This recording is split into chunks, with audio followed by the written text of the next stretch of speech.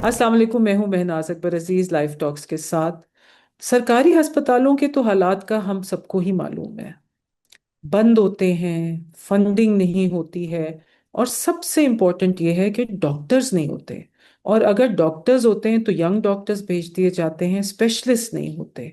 बहुत कम ऐसे डॉक्टर्स होते हैं जो बहुत कमिटमेंट के साथ, कंपैशन के साथ, एम्पैथी के साथ सरकारी अस्पतालों में जाके अपनी खिदमत सरअंजाम देते हैं।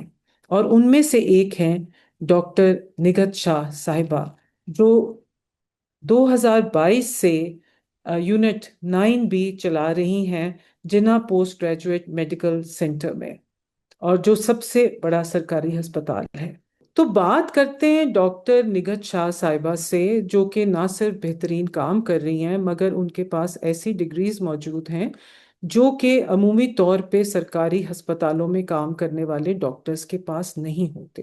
और सबसे बढ़ के ये है कि उनके पास एक पैशन है, एक मसीहाई का जज्बा है, और वो हालात तब्दील करना चाहती हैं गरीब गुरबा के लिए, गांवों में बैठे हुए लोगों के लिए, माओं के लिए, बच्चों के लिए, जच्चा बच्चा के लिए। और वो कहती हैं माँ रहे सलामत। तो आइए बात करते हैं डॉक्टर निगत शाह साहिबा से। बहुत शुक्रिया Mahnaz. It's very kind of you कि आपने इस चीज़ को अटेंशन दी और हाईलाइट किया है। 9B जो है यहाँ 2013 में शुरू हुआ था, मतलब इनॉग्रेट हुआ था। लेकिन क्योंकि फेडरल और प्रोविंशियल का जो भी झगड़ा चल रहा था, जेपीएमसी पहले फेडरल में था, फिर उसके बाद डिवॉल्व हुआ, तो उस पे केसेस काफ़ी थे, बैंस लगे हुए थे, बहुत सारे डिपार्टमेंट्स बंद पड़े हुए थे, उनमें से एक ये भी था। और आपको पता है कि हमारी जो पॉपुलेशन है और औरतों की नीड है वो दिन ब दिन बढ़ती चली जा रही है, तो नीड तो बहुत ज़्यादा थी। तो ये खाली पड़ा हुआ था। 2022 में मुझे कहा गया कि आप इसको स्टार्ट करें। मैं आखान यूनिवर्सिटी में फैकल्टी थी, तो मैंने उसको चैलेंज समझा। मैं पहले यहाँ आई और सच्ची बात यह है कि मैं डर गई, क्योंकि इतनी हाई रिस्क और इतनी मरती हुई पेशेंट्स आती हैं। जब आप एक एलीट प्राइवेट सेटअप में काम करते हैं, ठंडा ठंडा काम होता है, हर किसी का 12-13 हीमोग्लोबिन होता है, साफ सुथरे पेशेंट होते हैं, कोई कॉम्प्लिकेशन नहीं होती, होती भी है तो वहाँ पर लिवर डिजीज का अलग डॉक्टर मौजूद है, इस चीज़ का अलग मौजूद है, सारे आके खड़े हो जाते हैं and basically it's a revenue generating system. अब हम्म। जहाँ पर कुछ भी ना हो, एक पेशेंट के पैरों में चप्पल ना हो, उसकी खिदमत करने को तो कोई नहीं तैयार होता ना। और वो भी खतरनाक हालत में, जिसको लगे कि हाथ लगाओ तो भी मर जाएगी, नहीं लगाओ तो भी मर जाएगी। तो ये सिचुएशन थी। तो खैर, अल्लाह का शुक्र है, मेचोरिटी थी, समझ था, और कुछ लोग मेरे साथ आग खान में ही आए। शुरू में मेरे पास कोई बजट भी नहीं था, और हमारी हालत ये थी कि हमें पता भी नहीं था कि बजट की भी ज़रूरत होती है कोई यूनिट चलाने के लिए। तो और दोनों जो मेरे साइड में यूनिट चल रहे थे, उन्होंने अपनी कुछ बच्चियां मुझे दे दी। तो आई थॉट कि क्योंकि यूनिट मिल रहा है ये सब मिलेगा, लेकिन ऐसा नहीं था। जैसे ही मैंने यूनिट लिया, मुझे कहा कि आपको 3 महीने के अंदर एक्रेडिट करना पड़ेगा इसको सीपीएसपी से, ताकि आपको अपने पोस्ट ग्रेजुएट्स मिले।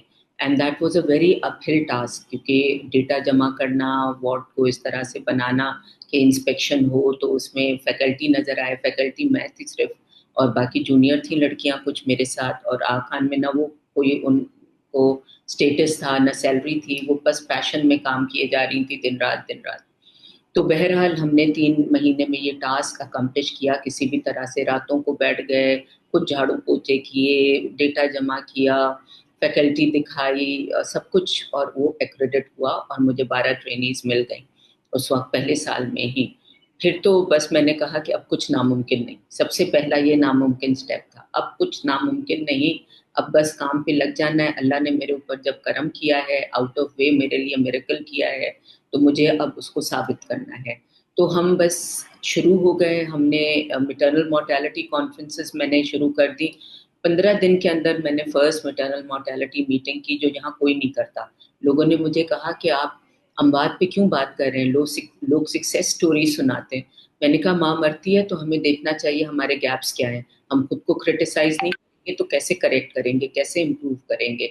तो आखान के एक्सपर्ट्स बिठाए, बाहर से एक्सपर्ट्स बिठाए, और सबसे सामने हमने अपनी पेशेंट की स्टोरीज डिस्कस की कि इस हालत में आई, हमने ये किया, क्या गैप हो सकता है, किस तरह से हो सकता है। बिकॉज पीपल थिंक कि टर्शरी केयर मौत का कुआं है, आखिरी रिसोर्स है, जहाँ पहले दाई से, फिर करीबी डॉक्टर से, फिर थोड़े छोटे डॉक्टर से इलाज करा करा के यहाँ पर पहुंचती है, तो it's okay for her to die. They accept it, I didn't accept it. मैंने कहा यंग औरत है, उसका कसूर सिर्फ प्रेगनेंसी है, जो कि बीमारी नहीं है, उसको बचाएंगे हम, उसके लिए कोशिश करेंगे। 3 years डाउन द लाइन, जो पहले हमारा मोर्टेलिटी रेट महीने में 12, 15, 16 होता था, अब ये 5 या 6 हो रहा है। मतलब ये मिटरनल मोर्टेलिटी मीटिंग्स करने से, अपने आप को क्रिटिसाइज करने से हमने ये किया कि हम से हाई रिस्क मदर्स क्यों नहीं डील हो रही हैं, व्हाट्स रॉन्ग विद अस। तो इसलिए मैंने लड़कियों को आईसीयूज में ट्रेनिंग कराई, मेडिकल इंटेंसिव केयर में, सर्जिकल इंटेंसिव केयर में, कि ओबीजीवाइन से बियॉन्ड सीखें, सिर्फ प्रेगनेंसी को नहीं ट्रीट करें, पूरी औरत को ट्रीट करें। तो ये एक हमारी बहुत बड़ी सक्सेस स्टोरी है। दूसरा, मैं अपनी बच्चियों से ये कहती हूँ, जितनी भी मेरी ट्रेनीज हैं, उस वक्त मेरे पास एक नहीं थी, आज मेरे पास 70 लड़कियां हैं, उनमें से 39 डायरेक्टली अंडर मेरी ट्रेनिंग है, बाकी 2 मेरे एसोसिएट प्रोफेसर सुपरवाइजर्स हैं, उनकी ट्रेनिंग्स हैं, फेलोज हैं, बहुत लोग हैं। अभी अभी एक एमसीपीएस का लड़की साइन करा के गई है। रोज रोती हुई लड़कियां आती हैं, मैं उन्हें कहती हूँ मेरे पास सैलरी नहीं है देने के लिए, वो कहती है हमें काम सीखना है। मतलब ये हालत है डॉक्टर बन ये के। ये जो लड़कियां आपके साथ काम कर रही हैं, ये सैलरी ले रही हैं कि नहीं ले रही हैं? अच्छा, जो शुरू में फैकल्टी थी उनकी ना पोजीशन थी ना सैलरी थी, उनमें से अभी 2 हैं जो फेलोज हैं, अब सैलरी मिल रही है क्योंकि गवर्नमेंट जॉब पे आ गई हैं। लेकिन जो जो एफसीपीएस की ट्रेनीज होती हैं, वो कॉलेज ऑफ फिजिशियंस के ने मस्ट रखा है कि उनको 1,04,000 देने चाहिए, जो मेरे नज़दीक कुछ भी नहीं है। आप इतने साल पढ़ के तो आपको इतना होता है, बस के किराया निकल आता है, बाकी खाने पीने का भी बहुत मुश्किल से गुजारा होता है। तो ये सैलरी है हमारी डॉक्टर्स की, जो ईयर 1, ईयर 2, ईयर 3, ईयर 4 सबकी बराबर होती है। ईयर 4 करने के बाद एफसीपीएस देते हैं, फिर then you can come in as a junior fellow और वट एवर पोस्ट फेलो। और उस पोस्ट फेलो की तनख्वाह फिर 70,000 है यहाँ पर। मेरे पास 2 पोस्ट फेलोज हैं एक यहाँ पर, और उनमें से एक जो इनफर्टिलिटी कर रही है, उसको अभी अभी एक बड़े एलीट हॉस्पिटल से 5 लाख ऑफर हुए हैं, सैलरी वो नहीं गई।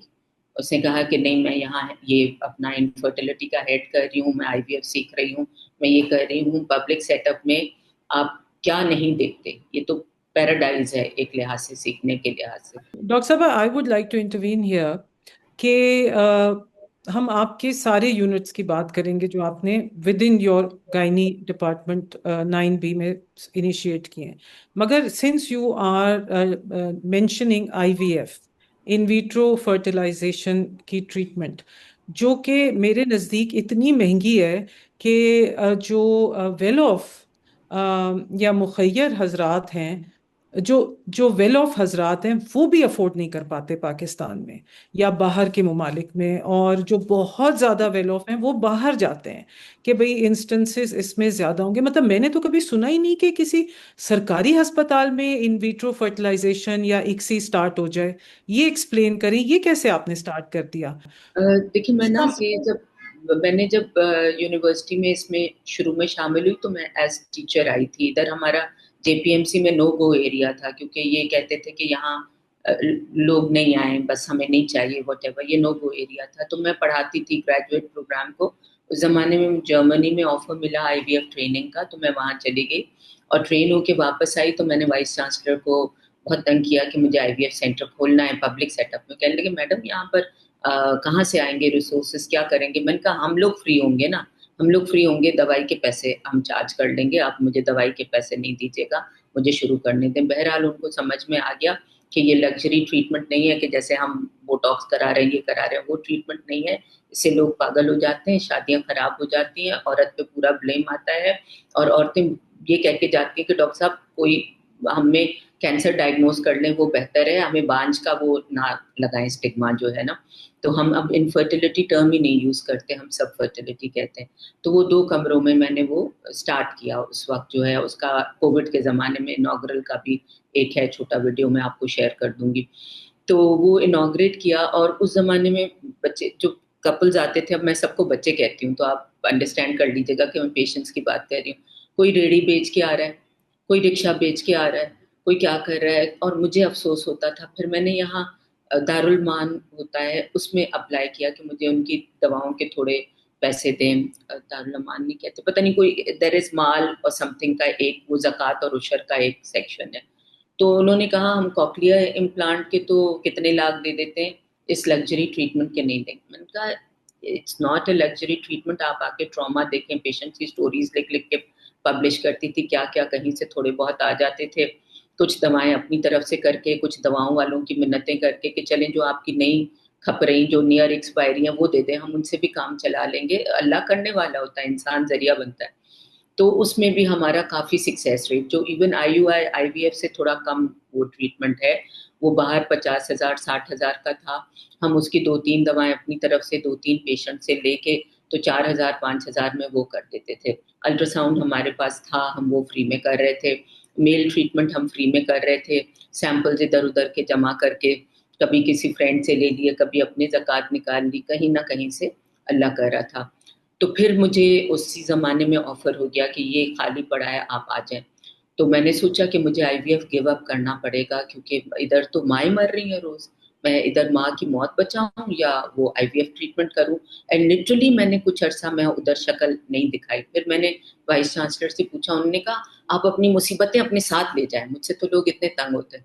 आप अपनी मुसीबतें अपने साथ ले जाएँ, सब कुछ ले जाएँ वहाँ से, ब्रिक बाय ब्रिक, अपना माइक्रोस्कोप ले जाएँ, अपना सेंट्रीफ्यूगेज मशीन ले जाएँ, अपना सब कुछ ले जाएँ। वो मेरे लिए बड़ी नेमत थी कि वो मुझसे इतने तंग थे।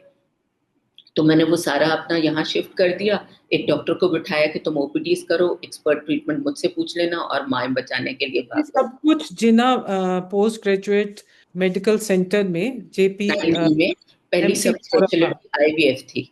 हाँ, वो पहली पहले कहीं और सब, मतलब फिर मतलब लोग कुछ पहले से भी जानते थे ना मेरे काम, क्योंकि मैं जहाँ जाती हूँ दर्द भरी दास्तानें बहुत अच्छी सुनाती हूँ। तो UNFPA मेरे पास आ गया। उस जमाने में ट्रम्प नहीं था, तो इनके पास पैसे थे। उनने कहा कि ये दिसंबर आ रहा है, हमारा वो खत्म हो रहा है, हमारे पास पैसे बच गए हैं ना, कुछ आपको करना है उनसे। तो मेरी एक दूसरी फैकल्टी ने मुझे ज्वाइन किया था। मैंने कहा इरम बताओ, ये लोग पैसे दे रहे हैं, हम यहाँ क्या करें। तो उसने कहा हाई रिस्क मदर्स का सेटअप बना है। डॉक्टर ने कहा हेपेटाइटिस मदर्स हैं, शुगर की हैं, कार्डियक मदर्स हैं, टेबल डेथ्स हो रही हैं, उनका कोई सिस्टम नहीं बना हुआ।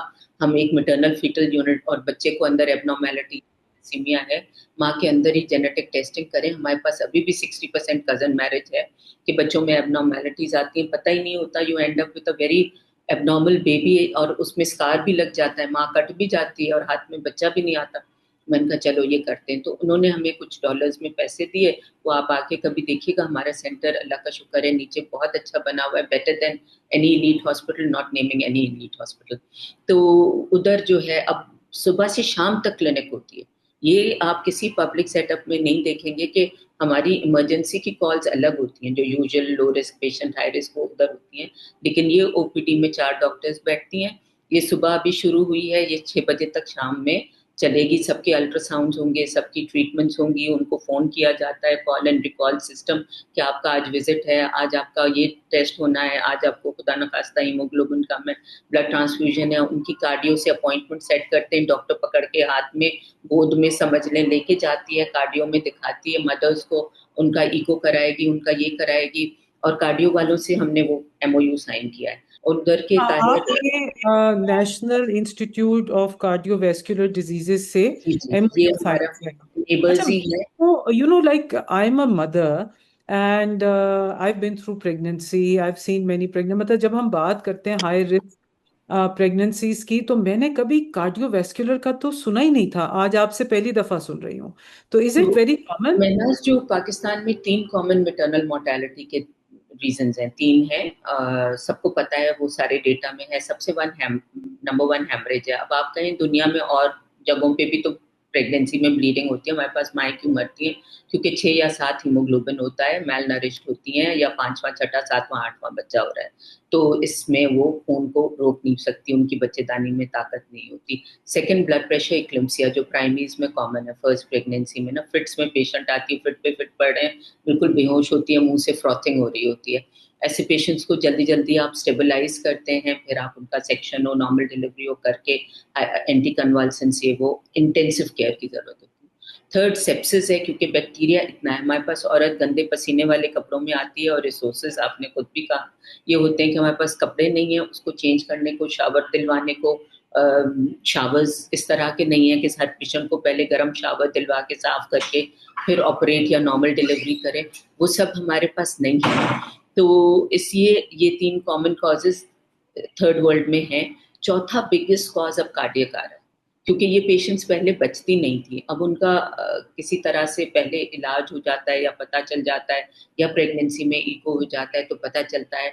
माइल्ड और मॉडरेट प्रॉब्लम्स का परवाह नहीं है। जो बहुत हाई रिस्क मदर्स होती हैं, जिनके वेसल्स ब्लॉक्ड हैं, जिनको कंजेनाइटल हार्ट प्रॉब्लम्स हैं या क्या हैं, वो बहुत हाई रिस्क होती हैं। तो इधर डॉक्टर हाना है, वो भागी भागी चली आती है। वो कहती है मैं कहीं ट्रैवल भी करती हूँ तो फ्लाइट में अपना वो ऑन रखती हूँ कि अभी डॉक्टर ने घर की डिस्ट्रेसफुल कॉल आ जाएगी कि ये माँ मर रही है, कहीं से पहुंचो, तो किसी न किसी बच्चे को। और सर ताहिर सगीर जो उधर के हेड हैं, ही सो काइंड, उन्होंने मुझे कहा है आप ये जगह ले लें, कोई वो ले आए अपना फिलेंथ्रोपिस्ट, यहाँ ओटी बनाए, अपनी हाई रिस्क मदर्स यहाँ ऑपरेट करें, मेरे बच्चे यानी कि कार्डियोलॉजिस्ट जो है वो संभाल लेंगे। कार्डियोलॉजिस्ट मिलना बड़े बड़े हॉस्पिटल में नामुमकिन है, जो हमने मुमकिन बनाया।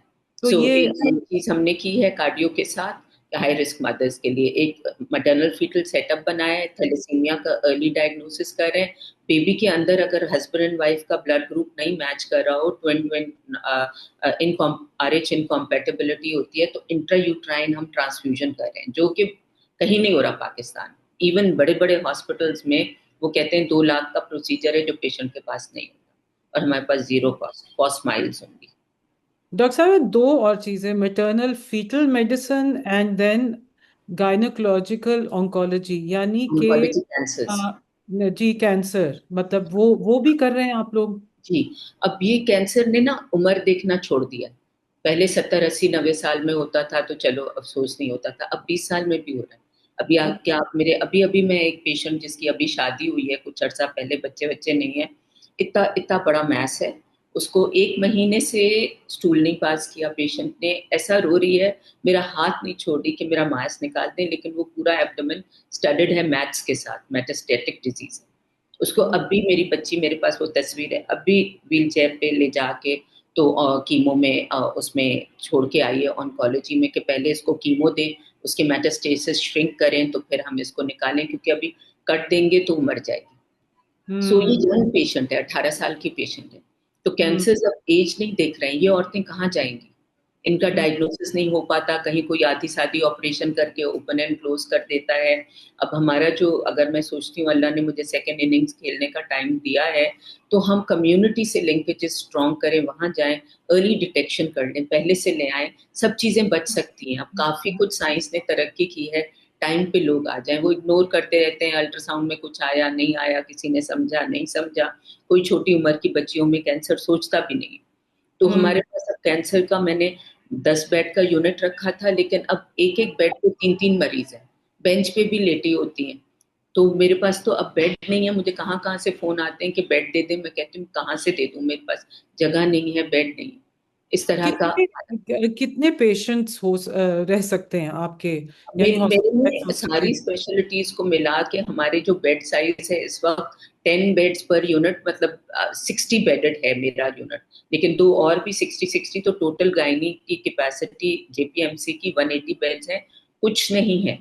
जो लोग कह रहे हैं कि मैं किसी का हक मार रही हूँ, मैं कह रही हूँ कि मैं 3 यूनिट्स, मुझे टाइम दे दें और बना दूंगी, और इनका हक क्या, जो बाहर भी इनसे ज्यादा एक्सपर्ट फिर रहे हैं वो भी आ जाए, जितने एक्सपर्ट्स हैं। देखिए, प्रोफेसर बनना या एसोसिएट या असिस्टेंट प्रोफेसर टाइम वाली प्रमोशन नहीं है कि आप पुलिसमैन है तो आपको ऊपर बनना है, उसके SHO बनना है, ये बनना है 10 साल में, 15 साल में, यूं नहीं होता। It's on merit, how many publications you have, how many specialties you have done, how many students you have trained, how many books you have written, what have you done, like उस पे आपको board को satisfy करना है और अपने तजर्बे में भी चीजें दिखानी है। ये एडवर्टाइजमेंट से होता है। अगर मैं 20 साल से बैठी हुई हूँ और सिर्फ कुर्सी गर्म की है, दैट डजंट मीन कि I should become a professor. और ये 9B यूनिट तो बंद पड़ा था, बन 2013 पड़ा में था तो बंद उस पड़ा वक्त था। आ जाते ना, उस वक्त हम्म। नहीं आए लोग। अब कह रहे हैं कि हमें ये बना बनाया एक बहुत अच्छा सा खूबसूरत मिल रहा है, गुलाब जामुन हम खा ले खा ले खा ले, मुझे कोई इतराज मगर ये गुलाब जामुन तो अंदर से बहुत कड़वा है, क्योंकि इसमें बड़ी मेहनत की जरूरत है। Doctor निगत, I know you, you know, you have been my supporting doctor as well, and ये काम बिल्कुल भी आसान नहीं है। जिस तरह से आपने अपनी पूरी जिंदगी इस काम के ऊपर लगाई हुई है, and after having worked in Aga Khan university hospital for 15 years, professor Shireen Bhutta centre of excellence for women's health में आपने काम किया है वहां पर। तो मतलब ये कि अब आके और लगता है ऐसे है कि बिल्कुल आपने अपनी जो पर्सनल लाइफ है वो बिल्कुल शेल्फ कर दी है और आपने डेडिकेट कर दिया है। क्या ये सच है? बिल्कुल सच है, क्योंकि अल्लाह हर चीज टाइम पे लाता है। मेरे बच्चे माशाल्लाह सेटल हो गए हैं। कोई इतना घर पे मेरी कोई खास डिमांड नहीं है। तो मुझे टाइम है कि मैं अपना दिन रात यहाँ पर, और जिन दिनों में ये मेरी बच्चियां जो ड्यूटीज करती हैं, ईद है, मुहर्रम है, इनकी फैमिली की कमिटमेंट्स हैं, मैं कोशिश करती हूँ कि वो दिन मैं जरूर कवर करूँ। रूटीन के दिनों पे तो ये आ जाते हैं, लेकिन वीकेंड्स हैं, कोई मुश्किल पेशेंट आ गई किसी वक्त भी, ये वो। और उसके अलावा मैं समझती हूँ मेरा काम लोगों के आगे से कांटे हटाना है, वो फैकल्टी को प्रमोट करना है। मुझे जब सजा मिलती है, जब मैं लोगों को आगे लाती हूँ। और आप मेरी जूनियर्स को पूछेंगे कि ये आपके लिए बैरियर, तो कहेंगी कि ये हमारे लिए आगे झाड़ू पोछे भी लगाती हैं कि तुम लोग कदम रखो तो रास्ता साफ हो। बिल्कुल बिल्कुल। अच्छा, आप maternal mortality task force Sindh की भी सेक्रेटरी जनरल हैं, तो उसमें क्या होता है? Is it linked ji, to? ये मैंने ही सिंध का स्टार्ट करवाया। मैं madam minister, she has been very kind with me. तो मैं उनके पास चली गई कि मैडम, माएँ बचेंगी तो ही बच्चा बचेगा। डॉक्टर ग्रांट जो यूनिसेफ के हेड थे, जिन्होंने यूनिसेफ के पायनियर थे, वो 40 साल बच्चों की जानें बचाने के बाद जब वो अपने डेथ बेड पे थे, उनने कहा, I wasted my life. You can't save a baby until unless you save a mother. आप माँ को बचाएं, बच्चा खुद ही बच जाएगा। कुदरत ने यही रखा है। जो पहले जमाने में फिल्मों में होता था, माँ बचेगी या बच्चा बचेगा, वो सारी रबिश है मोहम्मद अली वाली फिल्मों में। वैसा नहीं होता, माँ बचेगी तो बच्चा बचेगा। तो अगर हाँ। आप माँ को, मैडम प्राइमरली मैडम जो है वो पीडियाट्रिशियन है, तो वो बेबी फ्रेंडली है, हम मदर फ्रेंडली है। तो मैं कहती हूँ मैडम माँ बचा लें, बच्चा खुद ही बचेगा। और ये कह के उनसे ये टास्क फोर्स बनवाई, और उसमें सबसे पहले एनआईसीवीडी के साथ एमओयू किया। अब बाकी टर्शरी केयर में क्या प्रॉब्लम्स है, माएँ क्यों मर रही हैं, ब्लड बैंक्स नहीं है। हमारे पास शुक्र है ब्लड बैंक बहुत अच्छा है, हम खुद भी हर हर दूसरे तीसरे महीने ब्लड देते हैं। और मैंने मैंने सारी, आपकी भी तस्वीरें देखी हैं ब्लड डोनेट करते हुए। सबसे पहले मैं देती हूँ। मेरा नेगेटिव है, मेरा बहुत प्रेशियस ब्लड है। और मैं हर एक से कहती हूँ कि हम नहीं देंगे तो कौन देगा, सबसे ज्यादा खून हम पीते हैं, तो हमें देना चाहिए। तो मेरी सारी बच्चियां देती हैं अपने घरों से, अपने बेटे भी लाती हैं, मैं भी लाती हूँ, जो भी इर्द गिर्द मिल जाए सब में ये कहती हूँ, आ जाओ बेटा, एक ब्लड डोनेशन से 4 जानें बचती हैं, आप दे दें, 4 जानें बच जाएंगी, सबका भी हो जाएगा ना। तो आ जाते हैं बहुत लोग, तो हम देते हैं। हमें एक एक पेशेंट के लिए, जो क्रिटिकल पेशेंट होती हैं, एक कॉल के दिन पे हम 50 60 70 ब्लड कहीं नहीं गए। व्हाइट ब्लड अलग, क्रायोप्रेसिपिटेट अलग, प्लेटलेट अलग, हर चीज हम मांगते हैं इनसे, और ये हमें धड़ाधड़ देते चले जाते हैं और हिसाब नहीं करते हमसे। क्योंकि हम लोग जितनी एंटीनेटल केयर में पेशेंट जो ठंडी ठंडी आती हैं, जो लो रिस्क हैं, जो चल के आ रही हैं, ठीक है बिल्कुल, उस वक्त उनसे कहते हैं कि हम कार्ड बनाएंगे, नाम लिखेंगे, एक खून अभी रखवा दें आप, ताकि कभी भी प्रॉब्लम हो तो आपको हम इमरजेंसी में तंग नहीं करें। हस्बैंड ये दवाई लेने गया है या कुछ लेने गया है, कोई नहीं है, तो पेशेंट मर न जाए ना। तो वो उस वक्त 600 पेशेंट्स होती हैं, चलो सब नहीं देंगी, 200 दे देंगी, तो रोज का हमारा 200 ब्लड तो जा रहा है ना इनके पास। रोज की हम्म। 600 मरीज हमारी ओपीडी में है, तो हमने ओपीडी में ये अनाउंसमेंट ये लिख दिया है, बेटा कार्ड बनेगा, एक ब्लड दे दें। अभी अच्छे अच्छे हालात में फैमिली में कोई एक बंदा होगा जो दे सकता होगा, हम नशइयों का इधर उधर का खून क्यों लगाए, अच्छा ब्लड लगाएंगे आपको। तो ये हमारा चलता है। बाकी इंटीरियर में मैंने यही कोशिश की है कि ये भी हो जाए, ब्लड बैंक हर एक को चाहिए। ब्लड बैंक नहीं होगा माँ नहीं बचेगी। सेकंड चीज जो इसमें बहुत इंपॉर्टेंट है, family planning is the most important pillar माँ को बचाने के लिए। हाँ मैं हाँ बच्चों हाँ, से कहती हूँ बिल्कुल। मेरी सीट में आप बैठेंगे तो जो गेम चेंजर होगा वो फैमिली प्लानिंग होगा। अगर हाँ। आपने फैमिली प्लानिंग आज की है तो माँ के 10वां बच्चा नहीं होगा, वो मरेगी नहीं। तो ये दूसरा तीसरे तक वो सही रहती है, उसके बाद उसमें जान नहीं होती अच्छा, जिसके आपने औताक स्टार्ट किया है फॉर द मेन। यू जी। मतलब ऑब्वियसली बच्चा खुद ही तो नहीं हो सकता, there is a male also required, the husband is required. तो औताक के बारे में बताएं, because population is the biggest threat to Pakistan at this point. जी महनाज, जब मैं यहाँ मेडिकल स्टूडेंट थी, मैंने यहीं से एसएमसी से किया है। 4th ईयर में हम लोग गायनी में आते थे, बड़ा बोर्ड लगा होता था, मर्दों का आना ममनू है। तो हमने कहा ये इश्क ममनू में जो डिसीजन मेकर है वो नहीं होगा तो कौन फैसला करेगा। तो मैंने ये किसी ने अगेन एक एनजीओ आ गई वाइटल पाकिस्तान के, मैडम हमें बताएं क्या करें। और सब मेरे पास चल के आए, मैं किसी के पास बेगिंग बोल नहीं लेके गई, लोग काम देखते हैं सब शामिल हो जाते हैं।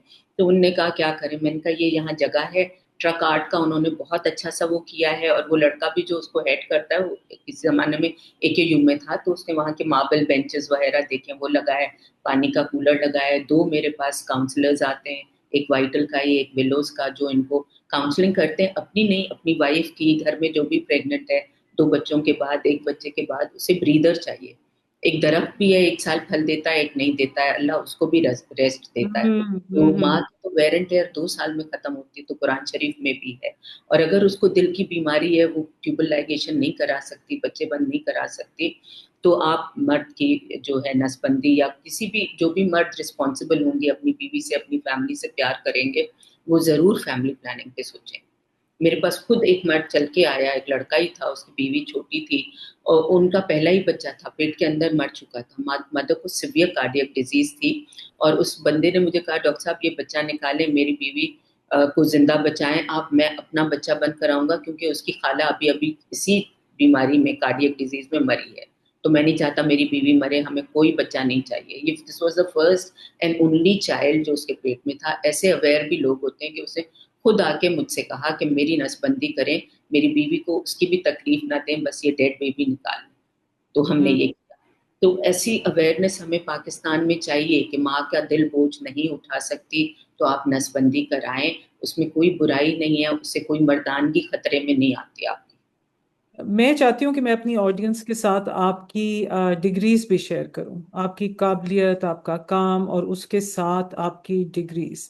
ये FRCOG, fellow of college of physicians and surgeons Pakistan, फिर MCPS, member of college of physicians and surgeons Pakistan, MRCOG, member of royal college of obstetricians and gynaecologist, UK qualification है ये।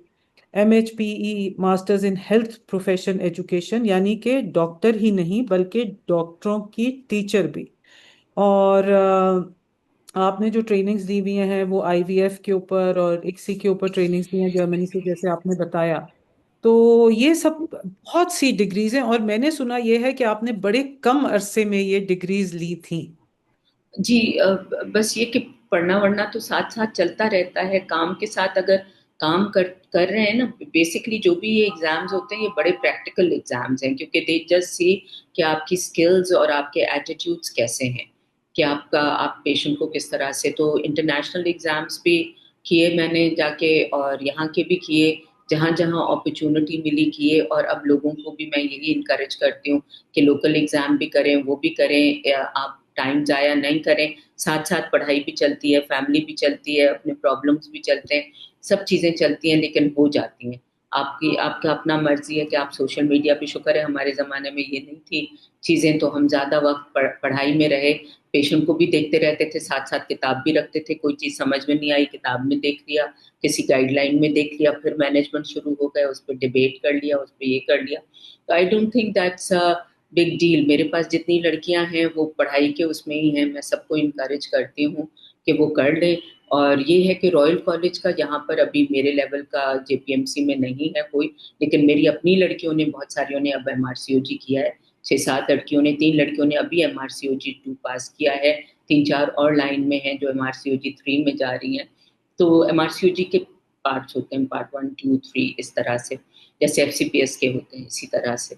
तो it's part of a job, we can't leave the book alone. हमें हर हर level पे रोज मैं समझती हूँ challenge मिलता है, जिसमें हमें लगता है कि अभी मुझे नहीं आता, ये चीज मुझे नहीं आती, ये इस तरह से क्यों हो रहा है। चाहे हम्म। वो गायनी कैंसर्स हो, चाहे अर्ली प्रेगनेंसी असेसमेंट हो, मेनोपॉज हो, अडोलेसेंट हो, इतनी चीजें अल्लाह ने एक एक चीज में बंद की हुई हैं कि आहिस्ता आहिस्ता जितनी परतें खुलती जाती हैं उतना लगता है कि हमें और नहीं आता, और नहीं आता। इसको भी तहकीक करें, इसको भी रिसर्च करें। तहकीक पे मुझे याद आया, मैं आपको बताऊं कि ये हमने सेंटर स्टार्ट किया अपनी मेंटोर के नाम पे, डॉक्टर शेरीन भुट्टा। तो जब मैंने इनॉग्रेट किया था तो उनके हस्बैंड डॉक्टर जुल्फकार भुट्टा आए थे, वो की नोट जी। स्पीकर। तो उन्होंने, वो कनाडा में है, उन्होंने कहा डॉक्टर साहब मैं रिसर्च करता हूँ बहुत अच्छी, मेरे साथ लड़कियां फेलो इन साइंस के हिसाब से उन्होंने एक प्रोग्राम बनाया, कोहॉर्ट लिया। उस कोहॉर्ट में उन्होंने जेपीएमसी की, मतलब हमारे यूनिट की बहुत बच्चियां ली, जो 2 साल का पहले पढ़ाई का कॉस्ट था, उसके बाद एग्जाम्स करने थे, उसके बाद आपको रिसर्च ग्रांट मिलनी थी। वो हमें दो मिली, $20,000 ईच। एक मेरी मिटरनल मोर्टेलिटी ऑडिट जो कि 5 टर्शरी केयर हॉस्पिटल सिंध में हुआ है और अब कंक्लूजन के फेज में, और एक मेरी दूसरी कोलीग जो मुझसे जूनियर थी, उनका कार्डियोवैस्कुलर डिजीजेस, जिसकी मैं एट लेंथ बात कर चुकी हूँ। तो for the hmm. First time JPMC की पूरे डिपार्टमेंट्स की हिस्ट्री में $40,000 ग्रांट आया।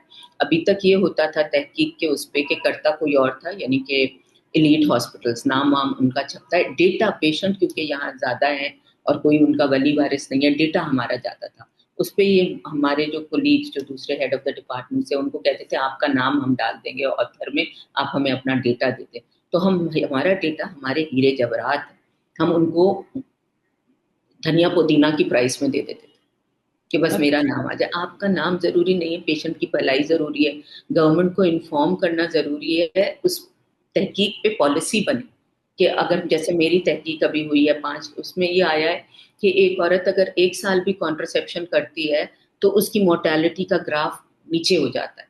तो आप गवर्नमेंट को बताएंगे हम्म। कि आप कॉन्ट्रासेप्शन फॉर कॉन्ट्रासेप्शन नहीं कर रहे, फॉर पॉपुलेशन एंड मुल्क की तरक्की, वो सब सियासतदानों की प्रायोरिटी होगी। हमारी प्रायोरिटी माँ बचाने के लिए 1 साल कॉन्ट्रासेप्शन मैंडेटरी करे, माँ नहीं मरेगी। ये हमारे हिसाब से है माँ के।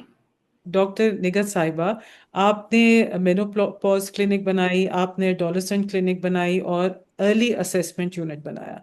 मेनोपॉज यानी कि जब माहवारी रुक जाती है तो, और उसके बाद हार्मोनल चेंजेस आते हैं, ये सिर्फ अमीरों में डिस्कस होता है या वेल ऑफ खवातीन में डिस्कस होता है कि जी मुझे हॉट फ्लशेस हो रहे हैं। हमने तो कभी सोचा ही नहीं कि गरीब आवाम में भी इस तरह की चीजें होती होंगी। क्या आप देखती हैं इस तरह की चीजें?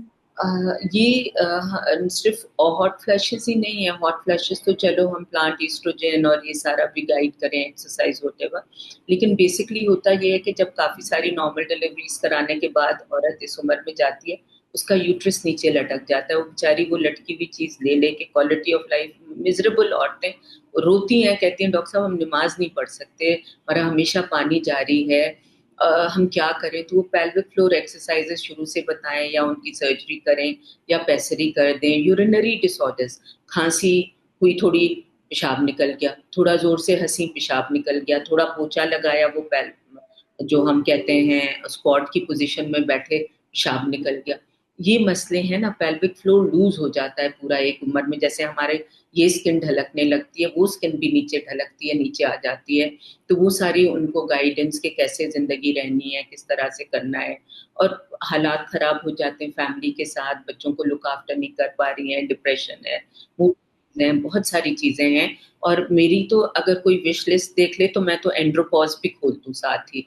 Menopause and andropause go hand in hand. उस उम्र में मेल्स के भी प्रॉब्लम्स आते हैं कि क्यों मेरे बच्चे मुझे छोड़ के जा रहे हैं, लिफ्ट नहीं करा रहे, और उनके भी हार्मोनल इश्यूज हैं। We ignore main, main also need care and attention in with women. So I think कि ये बहुत दोनों हैंड इन हैंड चलने चाहिए। जैसे मैं इनफर्टिलिटी क्लिनिक में मेल और फीमेल साथ बिठाती हूँ, फैमिली जी जी। प्लानिंग क्लिनिक में मेल और फीमेल, इसी तरह एंड्रोपॉज मेनोपॉज दोनों साथ। बिल्कुल बिल्कुल। डॉक्टर निगत, कोई एक ऐसी पॉलिसी जो आपके फोकस में हो कि जिससे मैटरनल मोर्टेलिटी जो है वो आधी हो सकती है? जी महनाज, ये तो चीज़ मेरे दिल के बहुत करीब है, इतना छुपी हुई है मेरे अंदर कि मैं क्या आपको बताऊं। एक चीज़ जो मैंने यहाँ देखी है कि क्रिटिकल केयर जो है ना, वो बिल्कुल अलग डोमेन है, वो गायनी ऑप से अलग डोमेन है, क्योंकि उसमें हार्ट, लंग्स और एसेंशियल ऑर्गन्स, किडनीज वगैरह को संभालना पड़ता है। हम बच्चे पे, माँ पे और यूट्रस पे तवज्जो दे रहे होते हैं।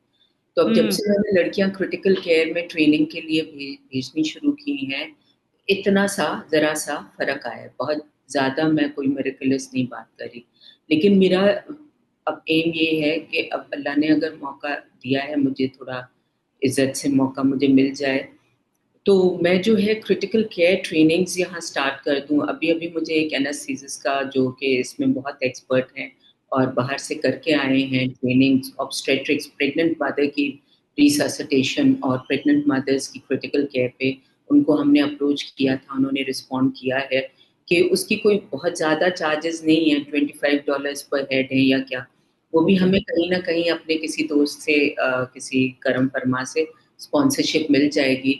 तो पहले एक टीम हम जेपीएमसी की क्रिटिकल केयर के हिसाब से तैयार करें, फिर आहिस्ता आहिस्ता इंटीरियर की लड़कियां आए। This centre will become centre of excellence in critical care of mothers. Critical care means all systems together, चाहे blood vessels का issue हो रहा हो, चाहे आपका हार्ट लंग स्टॉप हो रहा हो, चाहे ईसीजी के चेंजेस हैं उनकी इंटरप्रिटेशन है, चाहे लाइफ सेविंग मेडिसिन है, क्रैश कार्ड्स आपके पास होने चाहिए, पुश बटन होना चाहिए। एक टीम आपकी, जैसे एकेयू में होता है कि हम दबाते हैं और एक टीम जो एक्सपर्ट्स की होती है वो आके असेस करके अपनी विंग्स में ले लेती है पेशेंट को। फिर आप गायनोकोलॉजिस्ट एक तरफ हो जाते हैं, दे ओन द पेशेंट जब तक उसकी जान बचे। क्रिटिकल केयर एक ऐसी चीज है जो बहुत इग्नोर्ड है अभी तक ऑब्स्टेट्रिक्स में ना।